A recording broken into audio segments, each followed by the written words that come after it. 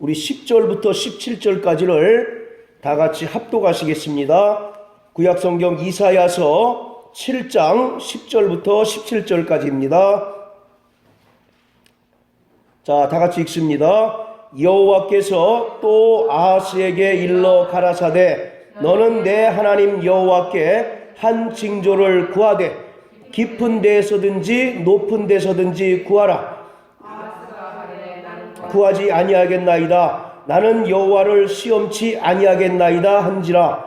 이사야가 가로되 다윗의 집이여 청컨대 들을지어다. 너희가 사람을 괴롭게 하고 그것을 작은 일로 여겨서 또 나의 하나님을 괴로우시게 하려느냐. 그러므로 보라, 처녀가 잉태하여 아들을 낳을 것이요 그 이름을 임마누엘이라 하리라. 그가 악을 버리며 선을 택할 줄 알 때에 미쳐 버터와 꿀을 먹을 것이며 대저 이 아기가 선을 택할 줄 알기 전에 너의 미워하는 두 왕의 땅이 패한 바 되리라. 여호와께서 에브라임이 유다를 떠날 때부터 당하지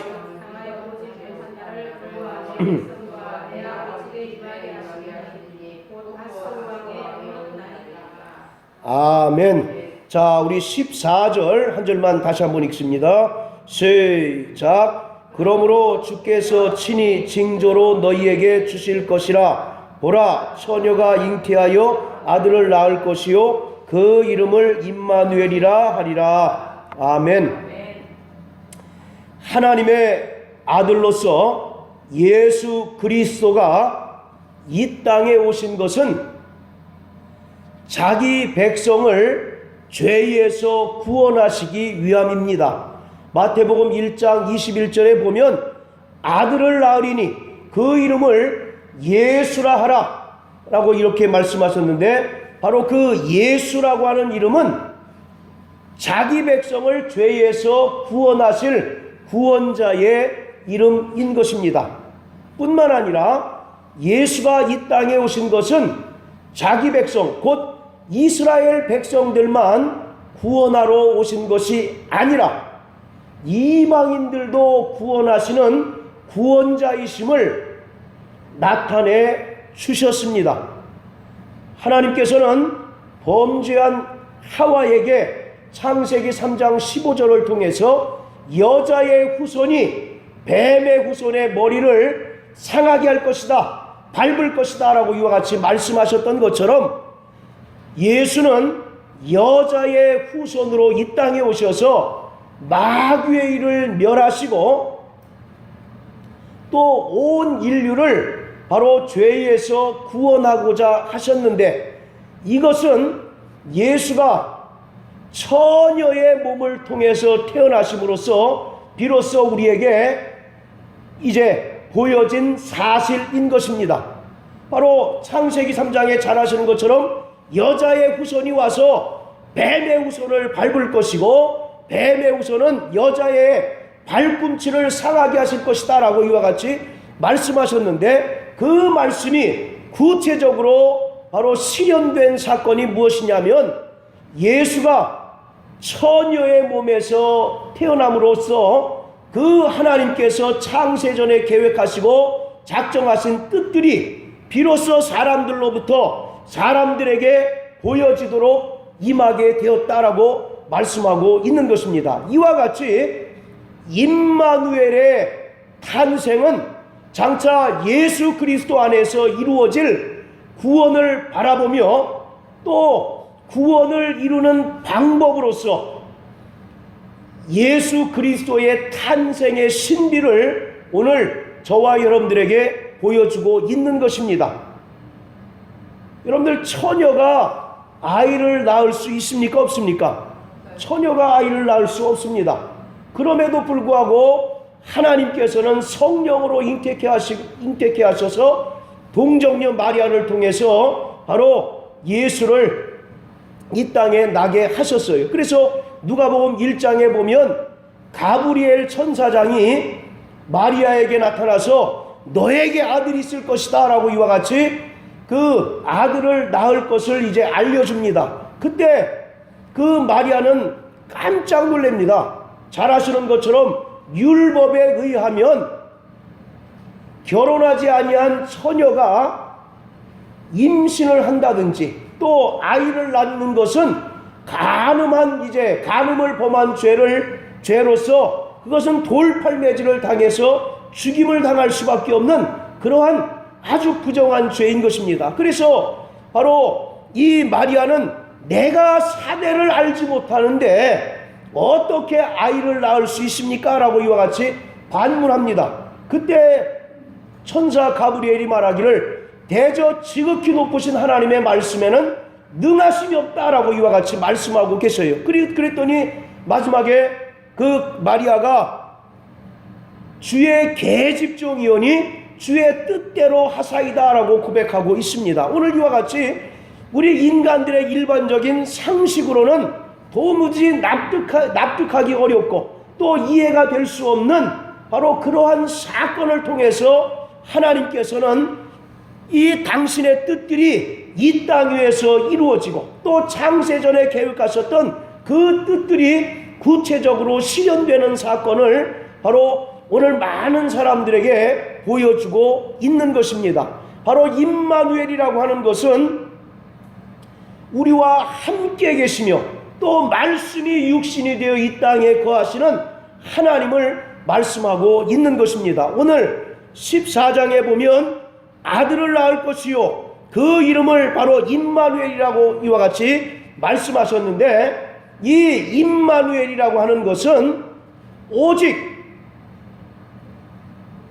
하나님의 아들 예수 그리스도만 바로 임마누엘이 될 수가 있는 것입니다. 오늘 이 14절이 그 신학자들, 성경학자들 이제 사이에서 굉장히 논란이 되는 바로 그러한 사건입니다. 바로 이 임마누엘이 구체적으로 누굴 이야기하느냐? 당시에 그 이스라엘의 유다의 그 왕이 아하스였는데 아하스의 아들을 일컫는다, 또는 어떤 선지자를 일컫는다, 이와 같이 자꾸 이제 여러 가지 이제 그 학설이 있고 여러 가지 이제 논란이 있지만, 바로 성경은 분명히 말씀하기를 이 처녀의 몸에서 잉태되어 바로 나실 임마누엘은 바로 예수 그리스도시다라고 이와 같이 말씀하고 있어요. 그래서 여러분들 마태복음 1장 23절에 예수가 말씀하십니다. 그 임마누엘은 구체적으로 예수 그리스도이심을 우리에게 분명히 말씀해주고 있는 거예요. 이와 같이 임마누엘은 하나님이시고 또 완전한 참 사람이신 예수 그리스도만이 임마누엘이 되실 수 있는 것입니다. 그러므로 이 임마누엘의 예언은 예수 그리스도가 성령으로 잉태되시고 또 동정녀 마리아를 통해서 탄생하신 사건을 통해서, 그리고 또 그가 이 땅에서 3년 동안 그 공생의 사역을 마치시고 부활 승천하셔서 성령을 우리에게 부어주심으로써 비로소 성취되었던 것을 우리가 알 수가 있는 것입니다. 요한복음 14장 16절에 예수가 제자들에게 말씀하시기를 너희에게 또 다른 보혜사를 보내주리니 저가 너희와 함께 영원히 거할 것이다 라고 이와 같이 말씀하고 계세요. 그래서 바로 이 임마누엘의 예언은 예수가 동정녀 마리아를 통해서 탄생하시고 또 그가 3년 동안 공생의 사역을 다 마치시고 부활 승천하셔서 약속하신 성령을 우리에게 부어주심으로써 비로소 성취되고 또 완성된 사건이라고 하는 것을 우리가 알 수가 있습니다. 바로 여기서 이 임마누엘이라고 하는 의미는 예수를 지칭하는 고유명사라기보다는 예수가 이 땅에 오셔서 행하시는 모든 사역들을 설명하는 용어가 바로 임마누엘입니다. 우리가 보통 임마누엘 그러면 예수를 지칭하는 고유명사, 마치 예수가 하나님의 아들을 지칭하는 그런 이제 그 이름인 것처럼 바로 이 임마누엘이라고 하는 것이 예수를 가리키고 예수를 지칭하는 고유명사다라고 이렇게 생각하는데, 물론 그런 면이 전혀 없진 않지만 보다 더 성경을 구체적으로 우리가 보다 보면 이 임마누엘이라고 하는 것은 예수가 이 땅에 오셔서 행하신 모든 그 공생의 사역을 설명하는 용어가 바로 임마누엘인 것입니다. 즉 하나님의 아들 예수 그리스도가 이 땅에 오셔서 죄로 인하여 절망 가운데 있는 인간들을 구원하시기 위하여 친히 사람으로 이 땅에 강림하신 하나님이시다라고 하는 사실을 강조하고 있는 말이 바로 임마누엘입니다. 그래서 이 임마누엘이라고 하는 말은 그가 사람으로 오셨다라고 하는 분명한 의미가 담겨져 있는 거예요. 여러분들 요한복음 1장 1절에 태초에 말씀이 계시니라, 그 말씀이 하나님과 함께 계시니라 할 때는 우리가 그분이 임마누엘인지 알 수 있습니까? 없습니까? 알 수가 없는 거예요. 왜냐하면 그분은 너무나 멀고 먼 게 계신 분이시고 우리가 도무지 함께 하실 수 없는 분이셨으나 그가 우리와 똑같은 육체를 가지고 똑같은 사람의 모습으로 이 땅에 오심으로써 그 영원전에 하나님과 함께 계셨던 그 하나님의 아들이 우리와 똑같은 모습으로 이 땅에 오심으로 우리와 함께 하시는, 즉 임마누엘 하시는 하나님이시다라고 하는 사실을 비로소 알 수가 있게 되는 것입니다. 진실로 예수가 오신 것은 죄로 인하여 원수가 되었던 하나님과 인간을 화해시키시기 위하여 친히 저가 십자가에 달리셔서 화목제물이 되시기 위하여 바로 이 땅에 오신 것입니다. 요한일서 4장 10절에 보면 우리가 먼저 하나님을 사랑한 것이 아니라 하나님께서 우리를 사랑하셨으니 곧 그 아들을 이 땅에 화목제물로 보내십니다 라고 이와 같이 말씀하고 계십니다. 오늘 이와 같이 정말 우리는 임마누엘 하시는 예수 그리스도를 성령으로 모셔드린 자인 것을 믿으시길 주님의 이름으로 축원합니다.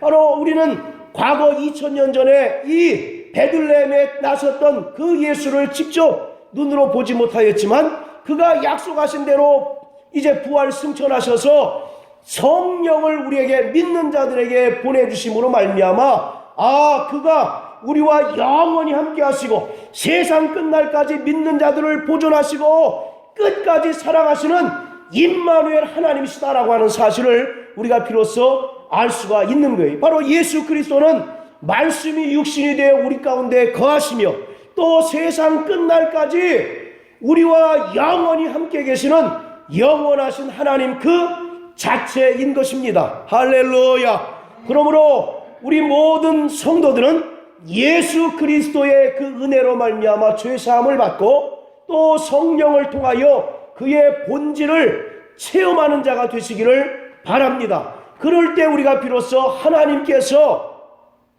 나와 함께 계시고 또 하나님께서 우리와 영원히 임마누엘 하신다라고 하는 사실을 비로소 알 수가 있는 것입니다. 바로 이 임마누엘이라고 하는 것은, 임마누엘이라고 하는 말의 본질적인 의미는 우리가 성경을 통해서 약 4가지로 우리가 이제 확인해 볼 수 있는데, 첫 번째는 뭐냐면 예수의 그 탄생, 즉 임마누엘이 우연히 일어난 사건이 결코 아니다라는 얘기입니다. 여러분들 구약에 보면 예수에 대한 예언이 약 350여 가지가 있답니다. 그런데 그 모든 예언들이 다 누구로 말미암아 더 성취되고 완성됐습니까? 바로 예수 그리스도로 말미암아 성취되고 완성됐어요. 바로 이와 같이 이 임마누엘, 즉 태초에 하나님과 함께 계셨던 그 하나님의 아들이 이 땅에 사람으로 오신 사건은 결코 우연히 일어난 사건이 아니라 하나님의 치밀하고도 구체적인 그 계획과 뜻 아래 비로소 이 땅 위에서 성취되고 이루어진 그러한 역사적인 사건이다라고 하는 사실을 우리가 알아야 한다는 것입니다. 그리고 바로 임마누엘의 그 두 번째 본질적인 의미는 예수는 어떤 한 여자를 통해서 오신 것이 아니라 처녀의 몸을 통해서 오신다라고 이와 같이 예언하시더니 그 예언이 구체적으로 성취되었다는 것입니다. 여러분들 창세기 3장 15절에 하나님께서 그 아담과 여자가 범죄하였을 때 여자에게 어떤 이름을 부여하십니까? 하와라고 하는 이름을 부여하죠. 그 하와란 뜻이 뭡니까? 산자의 어미, 즉 바로 그를 통해서 하나님의 구원의 계획들이 이제 구체적으로 진행될 것이다 라고 하는 것을 바로 예언하고 있는 것이에요. 그 아담이 독처하는 것이 좋지 못하니 바로 돕는 배필로 여자를 주었는데, 바로 이 돕는 배필이라고 하는 것은 구원의 방법을 설명하고 있는 것입니다. 그냥 혼자 있으니까 외롭고 쓸쓸하고 고독할까봐 하나님께서 하나의 파트너로서 이 주신 것이 아니라, 아담이 범죄하였을 때 하나님께서 이제 그 죄를 속량하시고 또 구원하시며 또 예수 그리스도를 이 땅에 바로 보내시는 그 구체적인 경로로 주신 것이 바로 이 돕는 배필이라고 하는 거예요. 그래서 이 돕는 배필이다라고 하는 말은 에제르 크네그도라고 하는 말이 쓰는데, 이 에제르라고 하는 말이 구원이라는 뜻입니다. 여러분들 에벤에셀 아시죠? 그 에벤에셀이라고 하는 말과 에제르라고 하는 말이 같은 말이에요. 에벤에셀이 무슨 뜻입니까? 도움의 돌이에요. 그렇죠? 하나님께서 우리를 도우셨다 해서 돌을 새기고 에벤에셀 그러지 않습니까? 그 바로 도움의 돌인데, 그것은 반석 되신 예수 그리스도를 얘기하고 있는 겁니다. 그래서 돕는 배필이라고 하는 것은 우리가 그냥 혼자 있으면 심심하고 외롭고 고독해서 뭔가 이제 파트너로서 심심하지 않도록 하나님께서 주셨다라고 이해하지만, 우리는 하나님께서 그 아담이 범죄하였을 때 그 여자를 통해서 구원하실 그 구원의 방편, 또 예수 그리스도를 이 땅에 보내실 통로로서 바로 이제 보내신 것이 그 여자입니다. 그래서 그 여자에게는 하와라고 하는 이름을 주시고, 그 하와라고 하는 이름은 바로 산자의 어미다라는 뜻이에요. 그리고 그때로부터 바로 모든 여자들에게는 잉태하는 고통을 더하십니다. 그러니까 모든 여자들이 예수를 어떻게 보면 잉태할 후보자가 되는 겁니다. 그 하와 이후의 모든 여자들은 다 이제 예수를 잉태하고 출산할 바로 후보자군이 되는 거예요. 그 가운데 하나님께서 특별히 또 세우신 자가 아브라함의 처 누굽니까?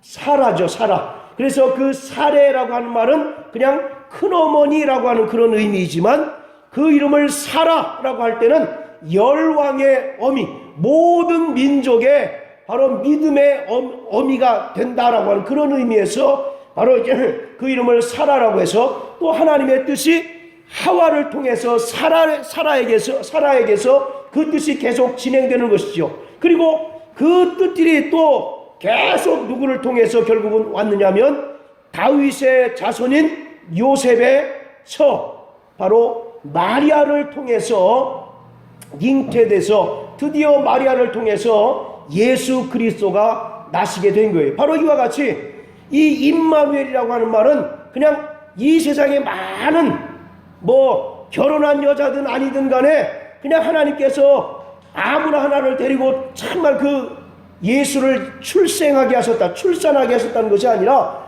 구체적인 그 정결한 처녀인 그 마리아를 통해서 예수를 출산하게 하심으로써 하나님의 그 예언들이 구체적으로 성취됐다라고 하는 겁니다. 만약에 요셉과 마리아가 그냥 육체의 정욕을 통해서 서로 결혼해서 그 낳은 아기가 예수라고 한다면, 예수가 죄인이겠습니까? 의인이겠습니까? 죄인이죠.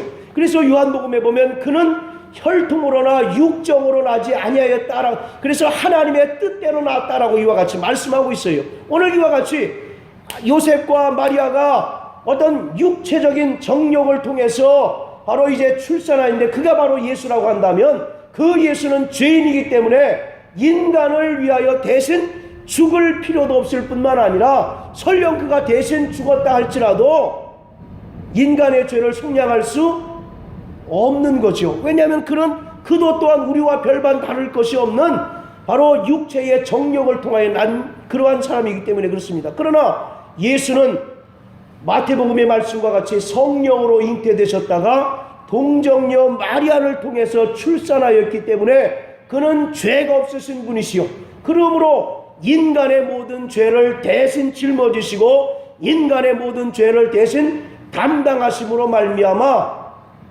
우리를 구원하실 수 있는 바로 구원주가 되시는 거예요. 그래서 누가복음 1장 37절에 바로 주의 계집종이오니 주의 뜻대로 하사이다 라고 이와 같이 말씀합니다. 바로 계집종이라고 하는 말은 바로 주님께서 쓰시는 그런 하나의 도구다, 그런 뜻입니다. 그가 바로 정말 많은 사람들은 예수를 사생자라고 이제 생각합니다.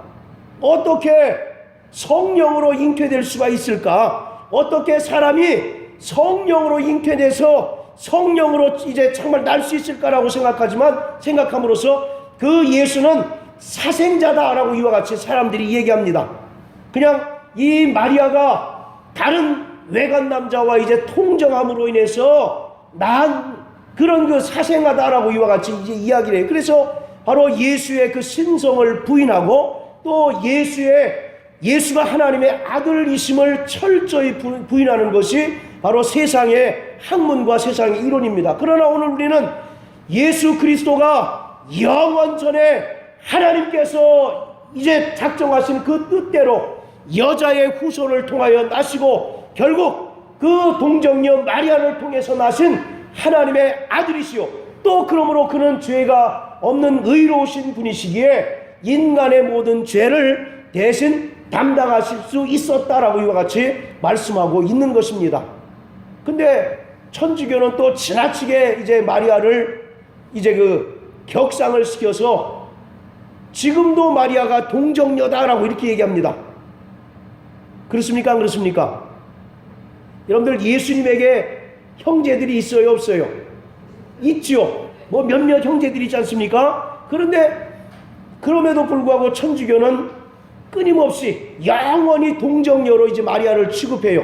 그래서 예수와 이제 그 거의 같은 반열에, 어찌 보면 예수보다 더 높은 어떤 그런 그 반열에 놓음으로써 바로 이제 우리가 그것을 철저히 배격하는 것이지만, 어쨌든 예수는 성령으로 잉태되시고 또 처녀의 몸에서 나신 하나님의 아들이시다라고 하는 사실을 우리가 깨달을 수가 있는 것입니다. 그리고 또 오늘 예수는 말씀드렸던 것처럼 죽으시고 부활하시면서 우리에게 성령을 부어주셨습니다. 할렐루야.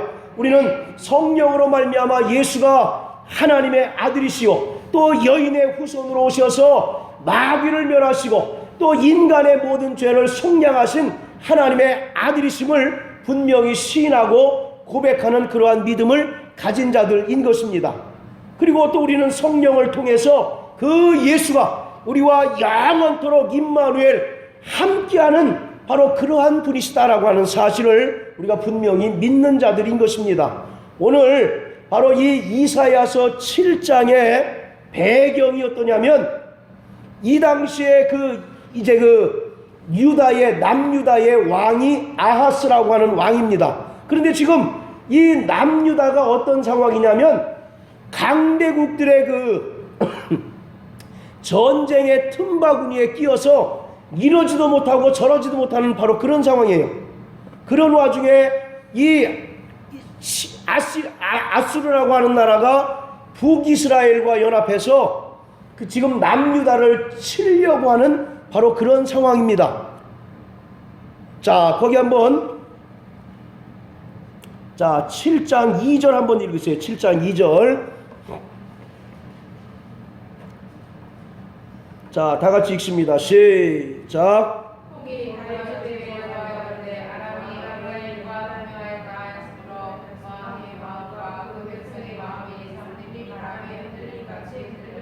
예, 여기서 아람이라고 하는 나라하고 에브라임이라고 하는 나라는 북이스라엘을 얘기합니다. 여러분들 솔로몬의 그 아들 때에 이스라엘이 둘로 나뉘어지죠.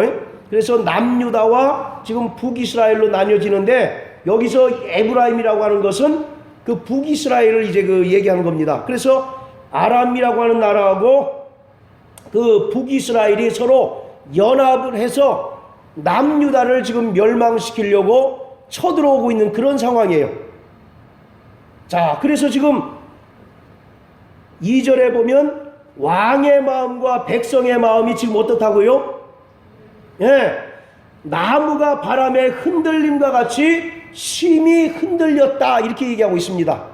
마치 어떻게 보면 지금 우리나라 상황하고 지금 비슷하지 않습니까? 우리나라는 미국과 중국 그리고 또 이제 북한이라고 하는 그 틈바구니 안에서 이러지도 못하고 저러지도 못하는 지금 그런 상황 아닙니까? 그래서 정말 심히 괴롭고 마음이 정말 불안해서 요동치는 지금 그런 상황이에요.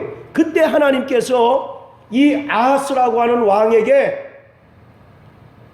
이사야 선지자를 보내서 이제 말씀하기를, 자 4절에 보시면요, 제가 읽습니다. 그에게 이르기를 너는 삼가며 종용하라. 아람 왕 르신과 르말리아의 아들이 심히 노할지라도 연기나는 두 부직갱이 그루터기에 불과하니 두려워 말며 낙심치 말라. 이게 누구 얘기입니까? 이사야 선지자의 얘기예요.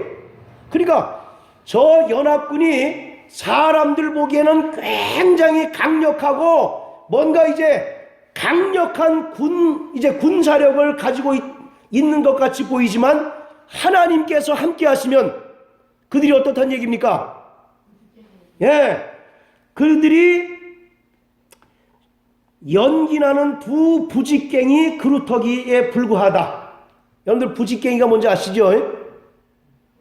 부직갱이가 뭡니까? 예, 불쏘시개죠. 그러니까 두 연기나는 부직갱이 그루터기라니까 곧 없어질 것이다, 그런 뜻입니다. 비록 사람들 보기에는 그 아하스 왕 보기에는 굉장히 강력해서 남유다를 집어삼킬 만한 그런 위력을 가진 그런 이제 나라, 그런 이제 세력이라고 정말 보이지만, 하나님께서 함께 하시면 그들은 바람에 나는 건불과 같고 또 정말 금방 타서 없어지는 그루터기와 같으니 너는 바로 두려워 말고 낙심치 말라, 이와 같이 말씀합니다. 하나님께서 그래서 또 이사야가 말하기를, 그러므로 너는 하나님께서 너희와 함께하는 징조를 구하라고 이와 같이 이제 그 아하스 왕에게 조언합니다. 그런데 이 아하스가 좋은 왕입니까? 나쁜 왕입니까? 악한 왕이에요. 그래서 하나님의 도우심을 거부하고 또 하나님께서 함께 하시는 그 징조를 거부합니다. 그때 하나님께서 7장 14절에 그 강권적으로 하나님께서 이스라엘과 함께 하시는 그 징조를 보이시리라, 이렇게 이제 이야기하고 있는 겁니다. 즉 여러분들이 정말 어려울 때 누군가 도와주면 그 도움이 굉장히 고맙잖아요. 그런데 여러분들 스스로 뭔가 해결할 때 도와준다 그러면 그 도움이 고맙습니까? 안 고맙습니까? 물론 뭐 고마울 때도 있죠. 근데 때로는 귀찮기도 하잖아요. 뭐 나 혼자 다 할 수 있는데 굳이 뭘 도와주랴, 또 내가 도움받은 뭐 하랴, 이런 생각하지 않습니까? 마찬가지로 하나님께서는 바로 우리가 어려울 때 우리와 함께 하셔서 다 우리를 도우시고 우리를 위기 가운데서 건져내시는 하나님이십니다. 할렐루야. 그런데 이 아하스 왕이 그런 백척간두의 위기 가운데서도 하나님께 징조를 구하지 아니하고 이사야 선지자의 말씀을 바로 순종치 아니하므로 결국 이스라엘이 굉장히 어려움을 겪습니다. 그때 하나님께서 강권적으로 하나님께서 함께 하시는 그 징조를 바로 이제 보이시는데, 그것이 오늘 그 7장 14절의 말씀이에요. 자, 이와 같이 우리 하나님은 우리가 범죄하였을 때 우리를 더 불쌍히 여기시는 하나님이신 것을 믿으시길 바랍니다. 또 우리가 정말 세상에 살아가는 동안 어려운 일을 당하고 또 코너에 몰리고 또 위기에 닥쳤을 때 하나님은 더 우리에게 그가 함께 하시는 그 증거를 보여주시기를 원하시는 분이시다라고 말씀하고 있는 거예요.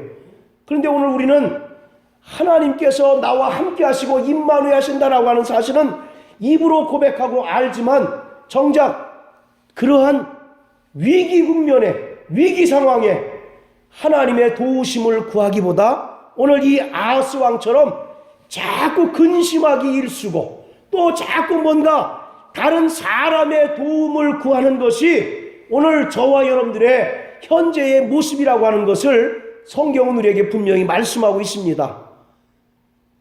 하나님은 말씀을 보내사 우리를 위경 가운데서 건지시는 분이신 것을 믿으시길 주의 이름으로 축원합니다. 영원전에 하나님과 함께 계셨던 그 하나님께서 우리와 함께 계시는 임마누엘, 즉 사람으로 오셔서 우리의 모든 죄를 다 탕감해 주셨고 또 성령을 통해서 우리와 영원히 함께 하시는 임마누엘 하나님이셨던 것처럼 오늘 우리는 날마다 하나님께서 나와 함께 하심을 체험하는 자가 되시길 주의 이름으로 축원합니다. 또 날마다 하나님께서 임마누엘 함께 하시는 그 징조와 증거가 오늘 우리의 영혼과 우리의 삶과 우리의 가정 가운데 늘 충만하게 되시기를 주님의 이름으로 축원합니다. 정말 우리가 위기 때 두려워하고 떠는 것은 너무나 당연한 일이죠. 그러나 예수 믿는 자, 또 예수로 말미암아 구원받고 성령으로 말미암아 하나님께서 우리와 함께 하심을 믿고 의지하는 자는 그런 위기에서 그 믿음이 더욱 빛난다라고 하는 사실을 기억하셔서 날마다 하나님께서 나와 함께 하심을 체험하고 또 함께 하시는 그 증거가 우리의 삶 가운데 날마다 나타나게 되시길 주의 이름으로 축원합니다. 그래서 바로 결국은 남유다가 멸망하였지만 하나님의 그 예언대로 그 처녀의 몸에서 한 아기가 나셔서 그 아이를 통해서 그 예수를 통해서 결국 이스라엘이 최종적으로 구원을 얻는 것처럼 오늘 우리는 정말 예수 그리스도로 말미암아 죄와 사망 가운데 절망할 수밖에 없는 우리의 불쌍한 인생들이 예수로 말미암아 생명을 얻고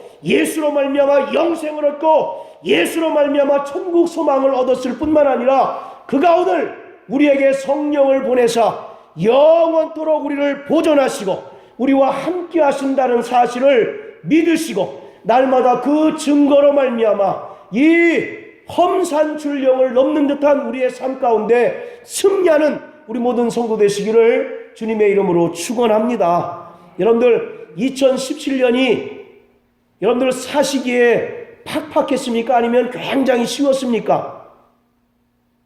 어땠습니까? 굉장히 쉬웠죠. 비단길을 가는 것처럼 요새 유행하는 말로 꽃길을 다니는 것처럼 쉬웠죠. 그렇습니까? 얼굴이 별로 그러신 것 같지는 않아요. 그런데 안타까운 것은 2018년이 더 정말 다가오는 한 해가 더 우리에게 정말 위기의 한 해가 될 수가 있어요. 우리 국가적으로도 보고 또 우리 정말 경제적으로도 또 우리 개인의 어떤 삶을 볼 때 정말 나아질 만한 구멍이 보입니까? 안 보입니까? 희망이 보이지 않고 정말 막막한 삶을 살 수밖에 없는 것이 현실이에요. 그럼에도 불구하고 우리가 두려워하고 낙심하지 않을 것은 예수가 우리와 함께 하십니다. 또 하나님께서 우리와 함께 하십니다. 할렐루야.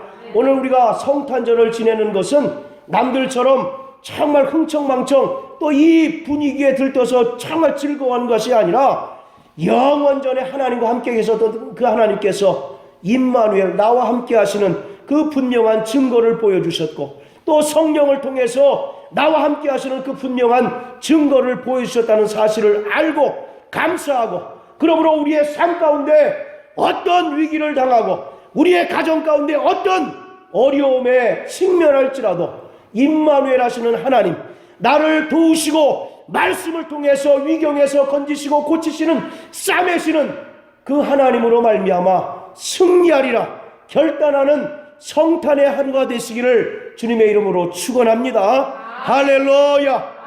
자, 우리 4절 다시 한번 읽으시고 자 마치겠습니다. 자 7장 4절 시작.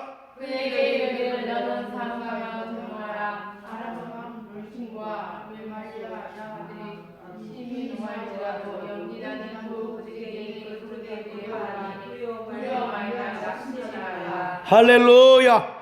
자, 요거를 조금 이제 각색을 하겠습니다. 지금 여러분들이 가장 힘들어하고 고통스러운 문제를 거기다 이제 대입을 하는 거예요. 자, 그래서 르신과 르말리아의 아들이 심히 노할지라도 거기에 내가 경제적으로 궁핍할지라도 뭐 이런 말을 넣든지 아니면 내가 또 건강이 여의치 못할지라도 자, 우리 신앙은 그럼에도 불구하고입니다. 자, 따라하세요. 그럼에도 불구하고. 할렐루야. 우리를 겁박하는 세상의 그 환경이 우리를 주눅들게 할지라도. 할렐루야. 자, 그래서 거기 보시면 여러분들의 가장 위협하는 그 문제, 그것이 뭐 경제의 문제가 될 수도 있기도, 경제의 문제일 수도 있고 또는 가정의 문제일 수도 있고 때로는 건강의 문제일 수도 있고 그런 여러 가지 문제들이 있지 않습니까? 자, 이제 대신 소리내서 읽지 마시고 노할지라도 거기까지는 이제 마음으로 읽으시고 그 다음에는 소리내서 크게 읽으셔야 돼요. 네. 자, 무슨 말씀인지 아시겠죠? 네. 알아들었습니까? 네. 예. 자, 우리 세 번 한번 자 그렇게 한번 읽어봅니다. 시작. 그에게 이르기를 너는 상감하고 정하라. 아니, 그러니까 노할지라도 너무 빠르잖아요. 노할지라도까지는 여러분들의 이제 문제, 개인의 문제, 가정의 문제를 넣고 그 다음에 연기나는 부직갱이 그루터기에 불과하니 두려워 말고 낙심치 말라 이렇게 읽으라고요. 자, 다시 한번 읽습니다. 시작.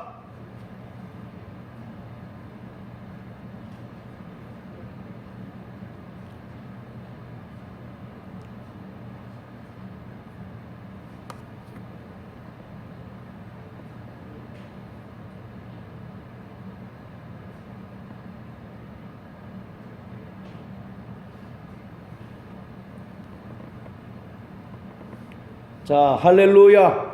두려워 말고 낙심치 말게 되시길 바랍니다. 네. 왜 그렇습니까? 하나님이 나와 함께 하시기 때문에, 성령님으로 말미암아 임마누엘 함께 하시기 때문에 오늘 우리가 정말 예수가 함께 하시는 그 증거로 인하여 여러분들 우리 수중에 돈이 좀 부족하면 어떻습니까? 또 건강이 여의치 못하면 어떻습니까? 또 가정에 문제가 없으면 어떻습니까? 문제가 있으면 또 어떻습니까? 오히려 그것이 우리에게 정말 고난이 유익이 될 수도 있는 거예요. 그로 인해서 또 우리가 하나님을 의지하고 더 하나님께 기도할 수 있을 것 아니겠습니까? 여러분들 만약에 여러분들이 하는 일들이 다 만사형통 잘 돼요. 교회 나오시겠어요? 안 나오시겠어요? 기도하겠어요? 안 하겠어요? 안 할 거 아니에요. 그러니 뭔가라도 우리가 정말 약점이 있고 부족한 게 있기 때문에 하나님을 붙들고 임마누엘 하시는 하나님께 우리가 매달리는 것 아니겠습니까?